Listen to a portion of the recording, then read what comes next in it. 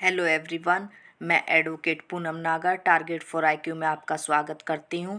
हम जो देख रहे हैं वो न्याय का अंतर्राष्ट्रीय न्यायालय का चार्टर देख रहे हैं और चार्टर में आज हम जो देखेंगे चैप्टर 3, 4 और 5 देखेंगे। पिछले 2 वीडियो में हमने चैप्टर 1 और चैप्टर 2 इस किए थे। चैप्टर 1 जो प्रावधान करता है न्यायालय के गठन के बारे में प्रावधान करता है, जो आर्टिकल 2 से लेकर 33 तक दिया गया था, और जो चैप्टर 2 था वो न्यायालय की अधिकारिता के बारे में प्रावधान करता है, जो कि आर्टिकल 34 से लेकर 38 तक दिया गया है। आज हम जो कर रहे हैं वो चैप्टर 3, 4, 5 कर रहे हैं। और मैंने आपको पिछली वीडियो में बताया था कि न्याय के जो अंतर्राष्ट्रीय न्यायालय का जो चार्टर है उसमें केवल 5 ही अध्याय है। तो आज हमारा न्याय का अंतर्राष्ट्रीय न्यायालय समाप्त हो जाएगा। तो देखते हैं, स्टार्ट करते हैं। सबसे पहले चैप्टर 3 जो बताता है क्रिया विधि, अर्थात न्याय के अंतर्राष्ट्रीय न्यायालय का जो चार्टर है उसकी क्रिया विधि या फिर परिक्रिया कैसी होगी, जो कि आर्टिकल 39 से लेकर 64 तक दी गई है। अब हम देखते हैं सबसे पहले आर्टिकल 39 जो बताता है न्यायालय की भाषा। तो इसमें स्पष्ट करती है यह आर्टिकल कि न्यायालय की 2 भाषाएं होंगी, एक होगी फ्रांसीसी और दूसरी होगी अंग्रेजी। न्यायालय या तो फ्रांस में निर्णय दे सकेगा, फ्रेंच में निर्णय दे सकेगा या फिर अंग्रेजी में दे सकेगा। लेकिन अगर पक्षकार मांग करते हैं तो दोनों ही जो भाषाएं हैं उनमें निर्णय दिया जाएगा। अब हम इसे कोरिलेट करते हैं अपने संविधान से। तो भारत के संविधान के अनुच्छेद 348 के तहत सुप्रीम कोर्ट और हाई कोर्ट की भाषा का प्रावधान किया गया है। तो वो भाषा कौन सी होगी? अंग्रेजी होगी। और अब हम देखते हैं सीआरपीसी में। तो सीआरपीसी की धारा 272 में स्पष्ट प्रावधान किया गया है कि अधीनस्थ आपराधिक न्यायालयों की भाषा का निर्धारण राज्य सरकार करेगी। अब हम देखते हैं फिर उसके बाद में सीपीसी में। तो सीपीसी की धारा 137 में प्रावधान किया गया कि अधीनस्थ न्यायालय की जो भाषा है वो अधीनस्थ सिविल न्यायालयों की भाषा का निर्धारण राज्य सरकार द्वारा किया जाता है। अब हम देखते हैं नेक्स्ट आर्टिकल। मैं जो आपको बता रही हूँ, जो इम्पोर्टेंट आर्टिकल हैं वही आपको बता रही हूँ। उसके आगे जो बीच बीच में छोड़ रखे हैं मैंने आर्टिकल, वो इतने इम्पोर्टेंट नहीं है, ठीक है। अब हम देखते हैं आर्टिकल 39 के बाद में 43 जो बताता है परिक्रिया का अंग। तो परिक्रिया का जो अंग होगा वो 2 अंग होंगे परिक्रिया के। एक होगा मौखिक होगा, दूसरा कौन सा होगा? लिखित होगा। फिर हम देखते हैं आर्टिकल 45 जो बताता है सुनवाई। तो सुनवाई न्यायालय के अध्यक्ष के नियंत्रण में होगी। यदि वह अनुपस्थित हो तब उपाध्यक्ष के नियंत्रण में होगी। यदि उपाध्यक्ष भी अनुपस्थित हो तब सुनवाई न्यायालय के वरिष्ठ न्यायाधीश की उपस्थिति में होगी। इसके बाद में हम देखते हैं आर्टिकल 47 जो बताता है कार्यवृत्त। तो कार्यवृत्त पर हस्ताक्षर रजिस्ट्रार व न्यायालय के अध्यक्ष का होगा। अब हम देखते हैं आर्टिकल 50 जो बताता है आदेश या फिर निर्देश, यानी कि न्यायालय किसी भी समय व्यक्ति, निकाय, आयोग को जांच करने व रिपोर्ट देने का निर्देश दे सकता है। फिर उसके बाद में है आर्टिकल 53 बताता है एक पक्षीय निर्णय। इसमें सिर्फ यही देखना है कि आर्टिकल 53 में क्या दिया गया है? एक पक्षीय निर्णय।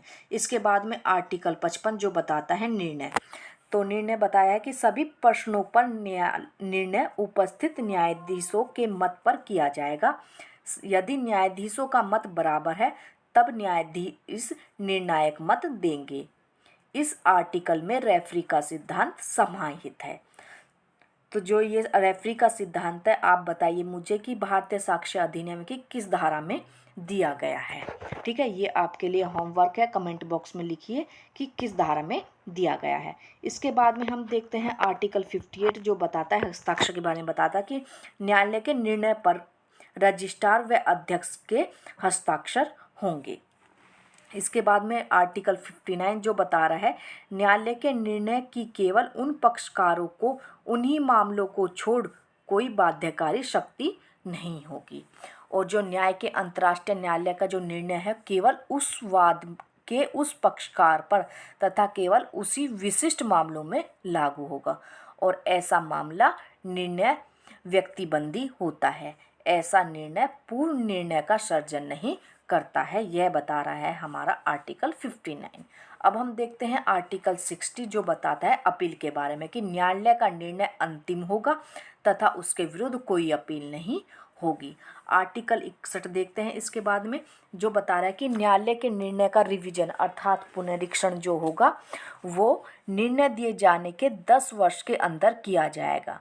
लेकिन नए तथ्य का पता चलने के 6 माह के अंदर पुनरीक्षण के लिए आवेदन दिया जाएगा। अब हम देखते हैं आर्टिकल 64 जो बता रहा है खर्च। तो प्रत्येक पक्षकार अपना खर्च स्वयं वहन करेगा। अब हम इसके बाद में देखते हैं चैप्टर 4 जो बताता है सलाहकारी मत, जो कि आर्टिकल 65 से लेकर 68 तक दिया गया है। अब हम देखते हैं आर्टिकल 65 बताता है परामर्श का मांगा जाना, यानी कि परामर्श को कौन मांग रहा है। तो न्यायालय के विधि के प्रश्न पर किसी ऐसे निकाय द्वारा परामर्श मांगा जा सकता है जो परामर्श मांगने के लिए सशक्त है। महासभा तथा सुरक्षा परिषद किसी भी विधिक प्रश्न पर राय मांग सकती हैं, जबकि कोई भी अन्य संस्थान तभी राय मांग सकते हैं जब महासभा द्वारा प्राधिकृत किए जाएं। अन्य संस्थान अपने क्षेत्रों में आने वाले अपने निर्णय पर ही राय मांग सकते हैं। यह था हमारा आर्टिकल 65 में क्या बताया गया है, परामर्श का मांगा जाना। अब देखते हैं आर्टिकल 66 क्या कह रहा है कि न्यायालय का परामर्श दिया जाना। तो न्यायालय अपना परामर्श खुले न्यायालय में देंगे। न्यायालय परामर्श देने के लिए बाध्य नहीं है, न ही कोई राज्य या संस्था इसकी राय मानने के लिए बाध्य है। तो आपके लिए आज एक और होमवर्क है कि यह संविधान के किस आर्टिकल से कोरिलेट हो रहा है। ठीक है, अब हम देखते हैं चैप्टर 5 जो बता रहा है संशोधन के बारे में प्रावधान करता है। आर्टिकल 69 से लेकर 17 तक है। ठीक है न, तो इसमें बताया गया है आर्टिकल 69 ही इसमें इम्पोर्टेंट है जो बता रहा है चार्टर में संशोधन। तो न्याय के अंतर्राष्ट्रीय न्यायालय के चार्टर में उसी प्रकार संशोधन किया जा सकता है जिस प्रकार यूएनओ के चार्टर में संशोधन किया जाता है। तो ये था आज हमारा है न्याय का अंतर्राष्ट्रीय न्यायालय का जो चार्टर था वो कंप्लीट हो गया है और उसके 5 चैप्टर हमने देख लिए हैं। आशा करती हूँ कि आपको हमारी वीडियो अच्छी लगी होगी। अगर आपको हमारी वीडियो अच्छी लगी है तो इसे लाइक करें, सब्सक्राइब करें। अगर आपकी क्वारीज हैं या फिर आप हमारे ग्रुप को ज्वाइन करना चाहते हैं तो ऊपर दिए गए नंबर पर कॉल करें या फिर मैसेज करें। Thank you.